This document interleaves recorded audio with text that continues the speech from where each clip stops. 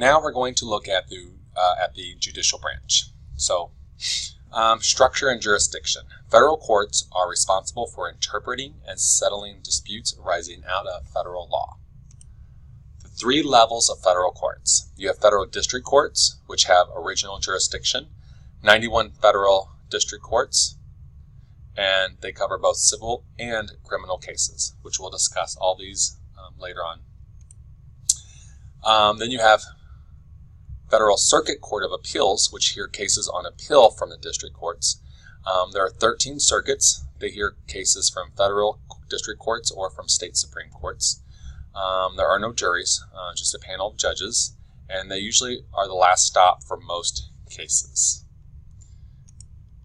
And then finally you have the Supreme Court, which has original jurisdiction in cases involving foreign ministers and appellate jurisdictions as well. Not on the facts of a case, but issues on the law itself. There are 9 justices on the Supreme Court. The Chief Justice in charge is current Chief Justice John Roberts, who was put on the Supreme Court by George W. Bush. All right, so now let's talk about the details of this. All right, politics of the judiciary. Federal judges and justices are appointed for life. Now, this is just federal, not local. They're confirmed by the Senate. Impeachment is the only means for removal. They can retire and sometimes they die as well, but they are brought on for life. The process has become very political.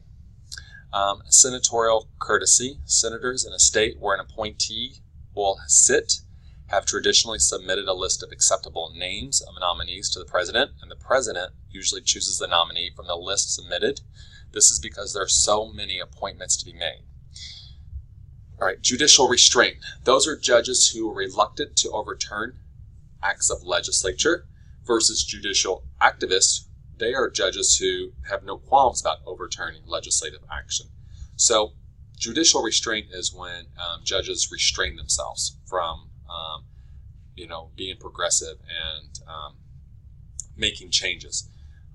Judicial activist is where someone is active in the process of changing the laws. Robert Bork's confirmation to the court was defeated by liberals. Therefore, there was a thing called being borked.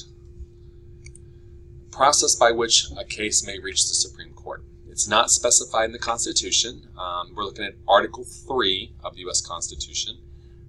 It does outline the Supreme Court, but it does not say how a case gets to the Supreme Court. Most cases, courts refuse to hear appeal because it agrees with the lower court's decision. The rule of 4 is that 4 Supreme Court justices agree to review a case. Therefore, they issue a writ of certiorari, a legal document used to request the lower court transcripts of a case. The Supreme Court will rule only in cases that are justiciable, which means that they involve an actual legal dispute. It can't just be someone saying a law is unfair. The Solicitor General is a key Justice Department official who assists with this process. So, hearing cases. Court is in session from the first Monday in October until June. Cases to be heard are on the docket. So on the docket are the list of cases. Judges receive briefs, written legal arguments from both sides, and also amicus curiae briefs from outside parties, often interest groups who have opinions on the case. Attorneys from each side have about a half hour to address the court and make oral arguments regarding the case.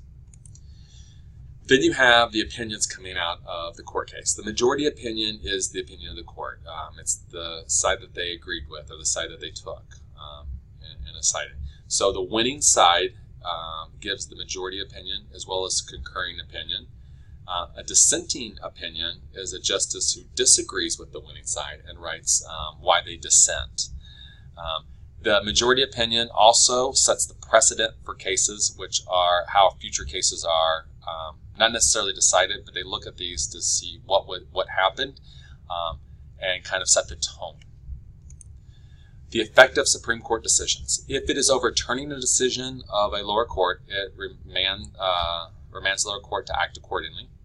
If it's requiring a federal agency to comply with an order, that can be accomplished rather easily. If the ruling requires the change in the behavior of thousands of administrative and elected officials, it may take time for it to be implemented, or it may be ignored. and there may not be ways to pay for it to be enforced. And some things to remember are the difference between a criminal case and a civil case. Is a criminal case involves a crime of some sort, which you can go to jail. A civil case is usually not jail time, but more monetary. So divorce can be a civil case. If someone slips and hurts themselves on your sidewalk because you didn't shovel the snow, that could be a civil case. They might sue you for their medical bills.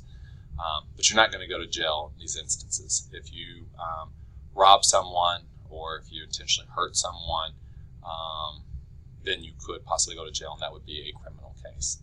Also, the difference between an appellate court and a district court is, remember, appeals reviews previous court decisions. So if you appeal something, you're asking to review a previous court decision. Speaking of criminal cases, most criminal cases do end in a plea bargain negotiated by the defense and the prosecution. So if you're convicted of a crime, that usually your lawyer will try and work out a reasonable plea bargain with the prosecution in that instance. Prosecution is the person suing. The defendant is the person that is being sued. So if you are suing someone, you're considered the prosecution. If you're the one being sued, you're the defense.